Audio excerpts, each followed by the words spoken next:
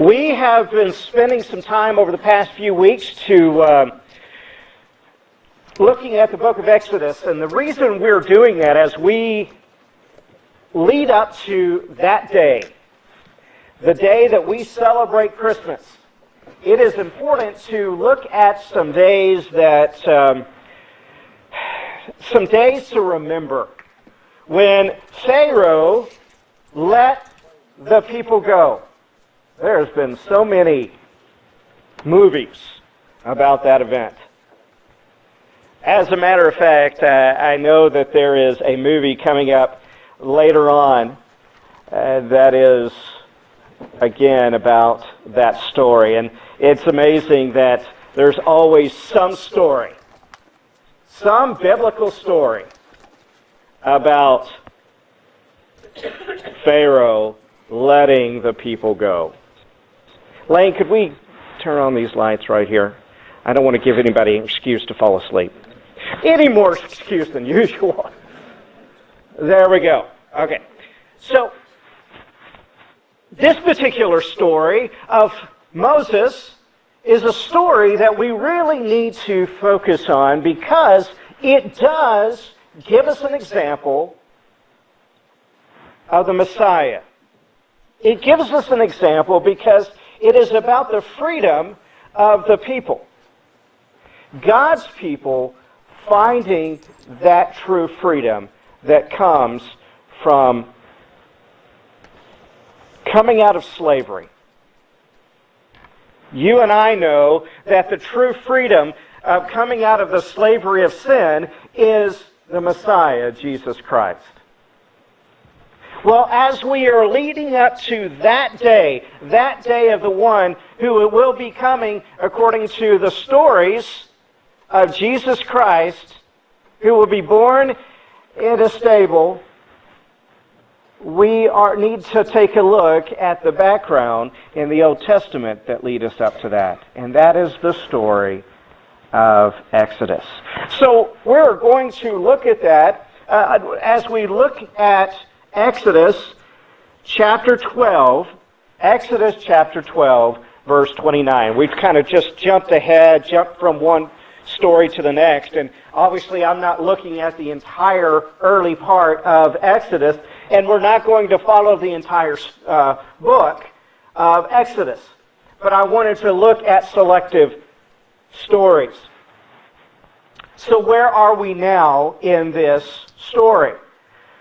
We find where Moses has been directed by God to go to Pharaoh and tell him, request to him at this point, God has said to me to tell you, to ask you, Pharaoh, let us, that's the Israelites, to take a leave, to leave Egypt, even though we are under your thumb, even though we are in slavery here in Egypt, to leave Egypt. And by the way, remember, this is millions of people. To leave Egypt, go on a 3-day journey, go into the desert, worship God there, and then we'll return. That is the request. Well, Pharaoh's no dummy. And he says, I don't think so. The Bible says that God says that Pharaoh says, and that he hardened his heart. And he says, no way. So what happens? Each time Moses comes back to him and says, let my people go. And each time he says, if you don't do it, something bad is going to happen. And we see through a series of events, series of plagues occur. Now, if you were to look back, you would see those plagues, but I'm going to go through them real quick. He has water. All the water in Egypt turns to blood. Not just the Nile, which is pretty intense, but any water, may it be in the water in jugs, water in the reservoirs, or whatever, it turns into blood. Pretty nasty. The next thing is, the whole land is infested with frogs. And in some of my background, then we find that it is infested with gnats. Some of you got that. Then infested with flies. Another plague, the death of livestock. Can you imagine the livestock, the death of livestock? Not only was that their source of food, a major source of food, but the smell.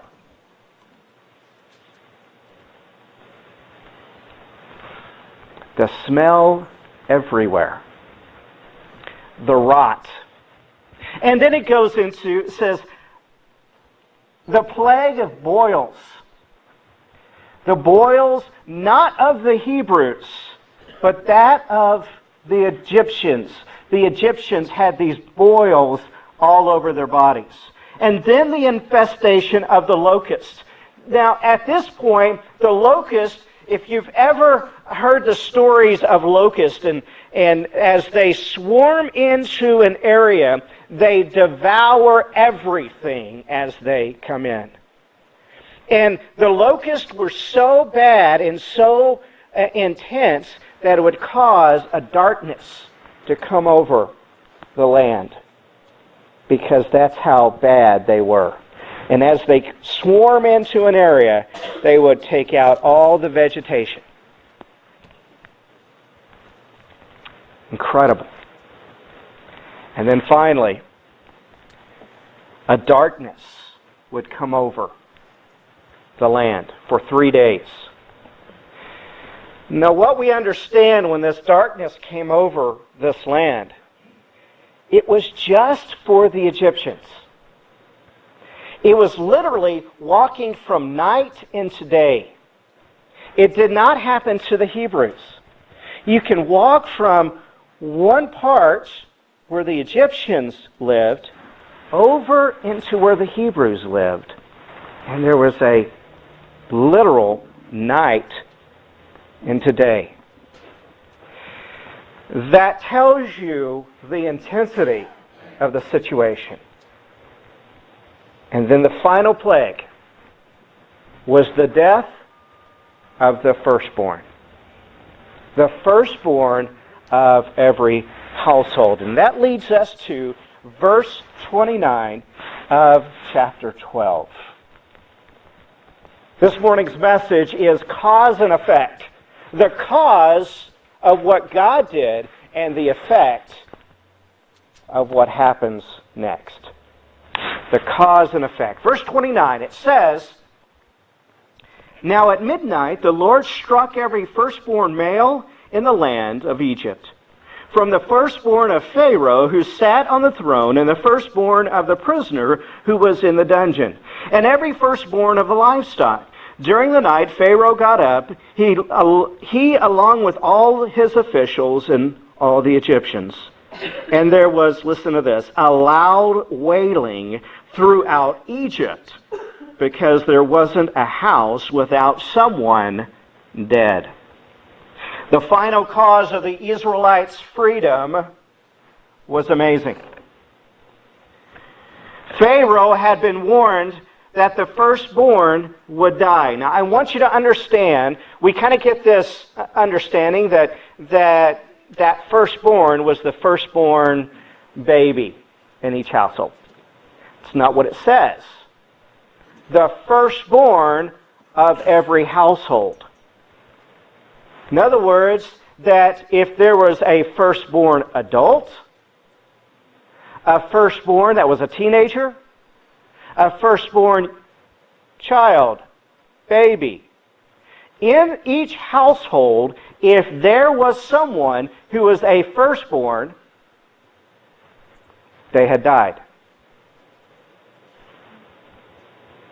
Now think of it this way as well.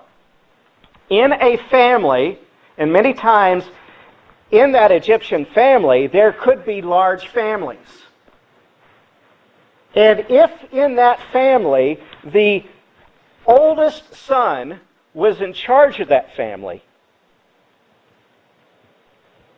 that would be their livelihood. And if the firstborn son had died, their livelihood died with them.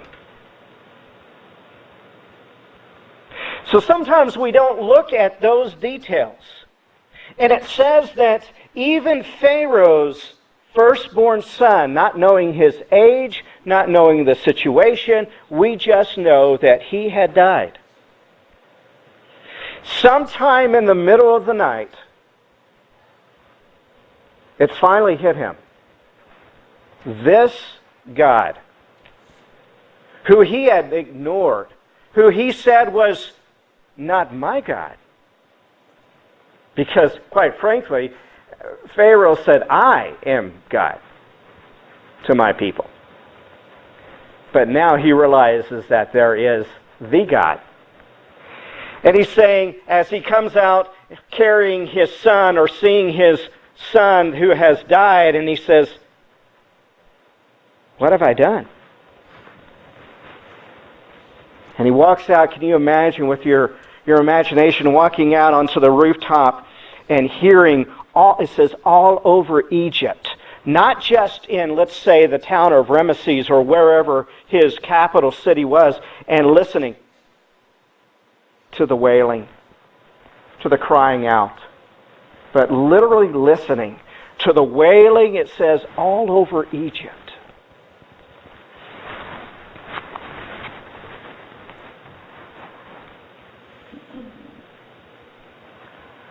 It says, all the firstborn, from the royal to the crook, the criminal. It says to the lowly animal, all the firstborn had died.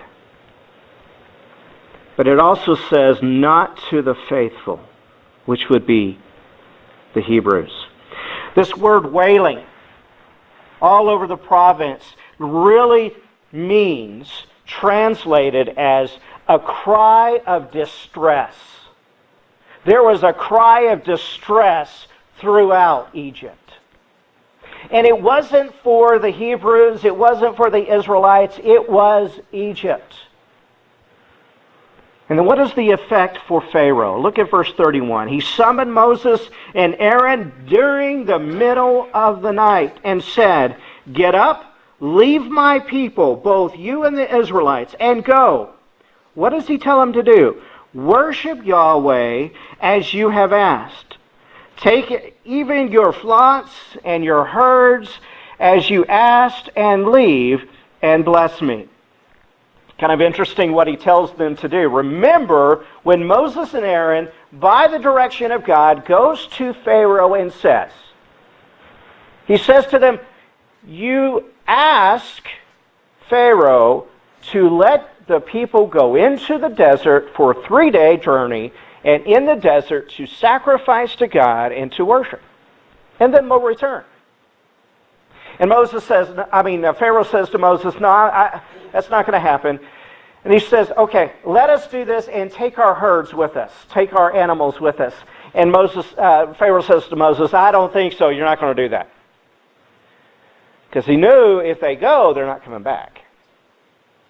Finally, he says, go. You've caused too much trouble. Go. Matter of fact, take your animals with you.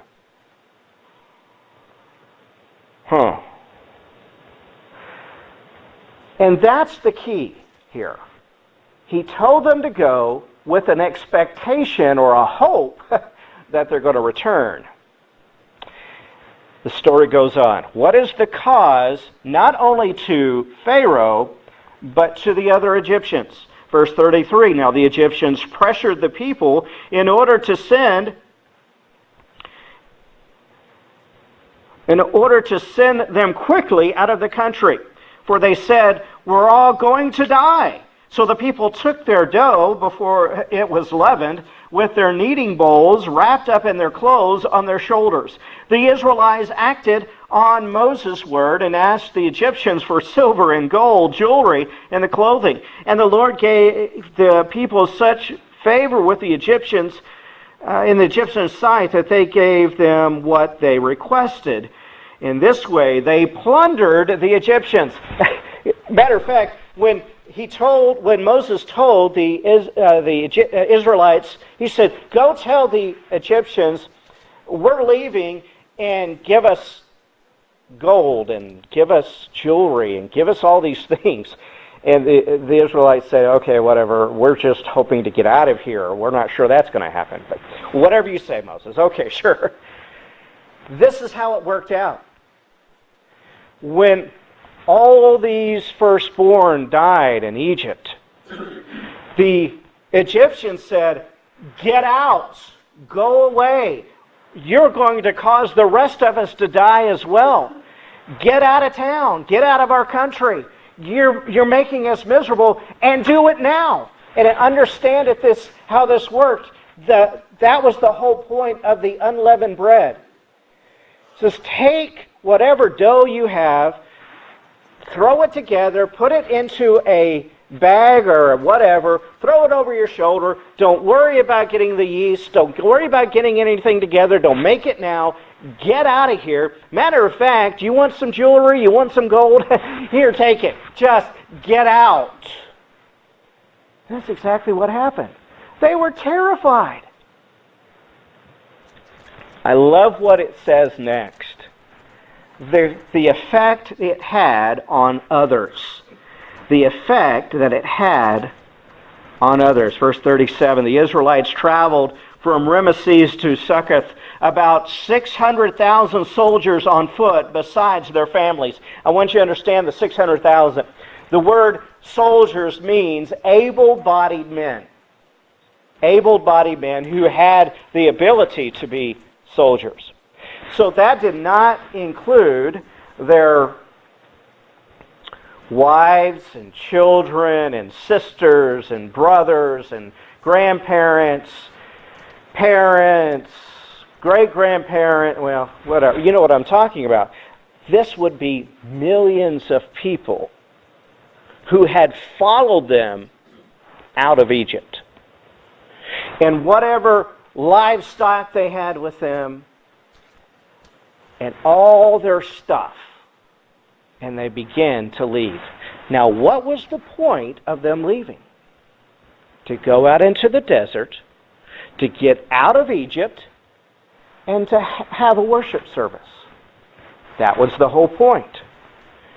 And it says, the people, and then it says, verse 38, an ethnically diverse crowd also went up with them, along with a huge number of livestock, both flocks and herds.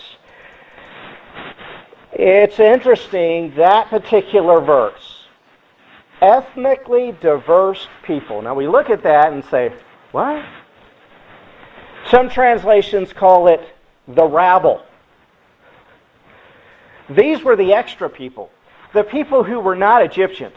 The people who were using this as an opportunity to get out of their own slavery. They were not Egyptians. They were not Hebrews or Israelites.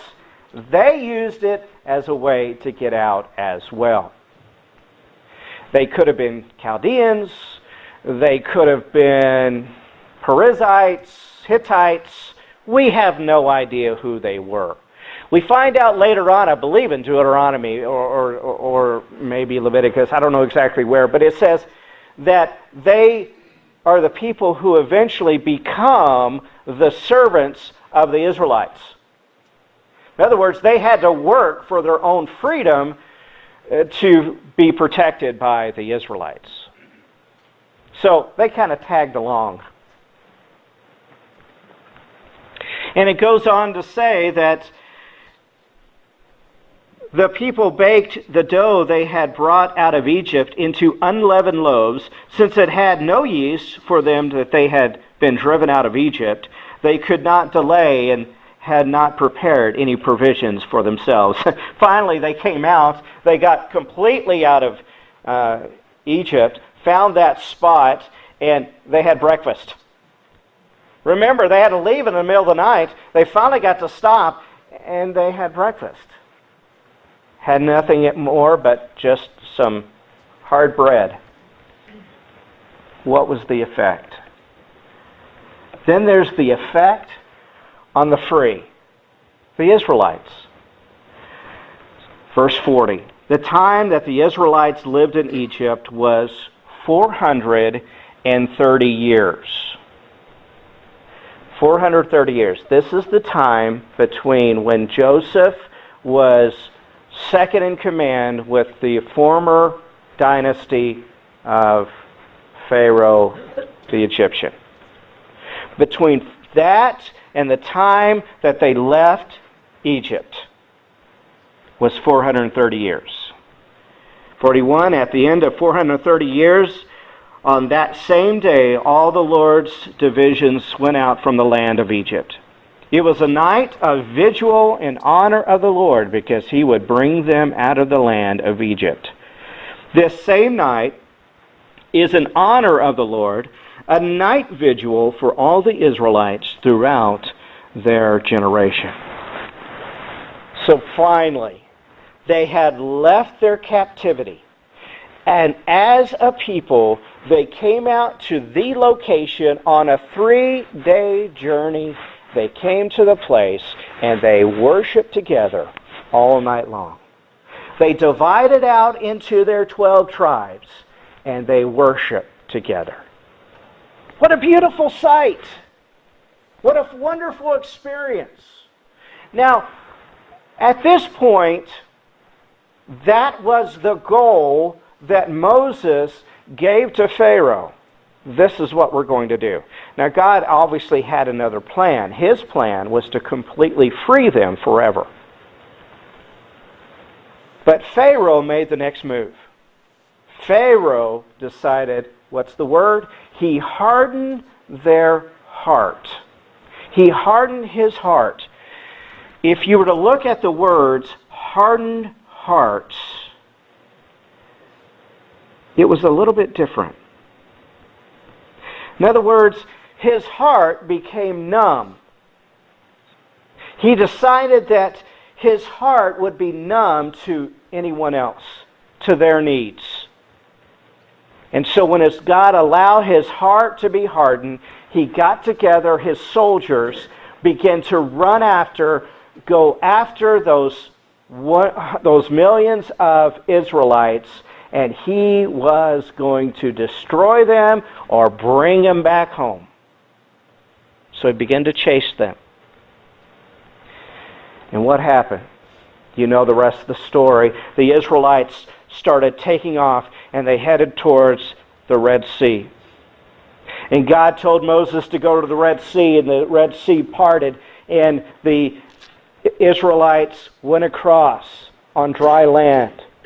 And they got to the other side of this Red Sea, and the armies of Pharaoh went after them.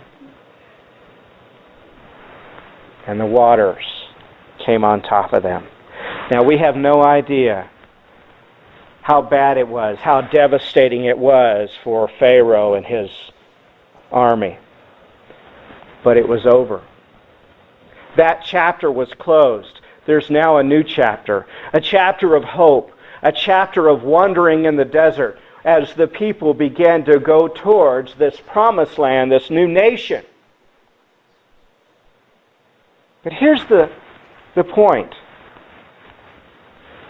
As we begin to close this particular chapter, this particular chapter in our lives of the Israelites, it took Pharaoh to lose everything to realize God's cause.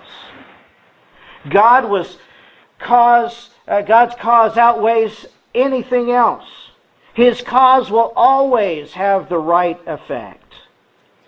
When we experience God, we experience His cause. His cause is to be known and for us to be saved. To find true freedom. Sometimes we don't understand His cause, but we always understand that we can have true freedom.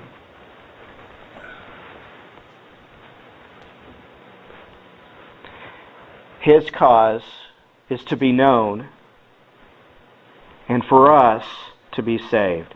Just like the Hebrews, God's cause was to be known and for them to be changed. The cause and the effect. The effect is that when we experience God, we will never be the same again. We will be free. Free. When we encounter God, we will be free. And freedom comes at a price. Freedom comes at an amazing price. But guess what? The price isn't ours to be paid. Christ is the one who paid the price. We don't have to walk along the desert to go into the promised land. Christ is the one who opened the gate so that we could walk into the promised land. We don't have to pay the price. Christ paid the price on the cross.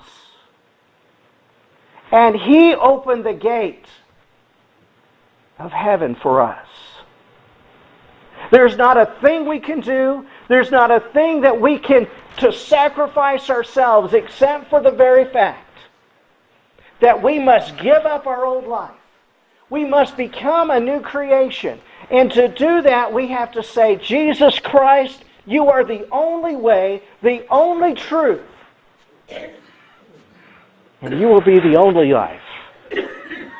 We cannot live that life that does not glorify You. We have to follow after You all the time because we now have a new life, a new heart. We can't have the same place in our lives that heart of Satan or that heart of sin and have a place for Christ. Instead, we must be willing to give that up, give it to Christ, give it to God, and He will put a new life in the place of that. And that is one who has been given by God. He made it very clear. Very clear. It says, "For God so loved the world that He gave His only Son, that whoever believes in Him will not perish, but have everlasting life." He doesn't say, for whoever works hard enough, goes through the desert,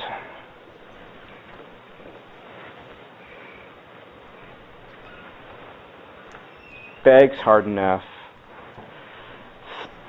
says the right prayers all the time, reads your Bible, goes to church every time the doors are open.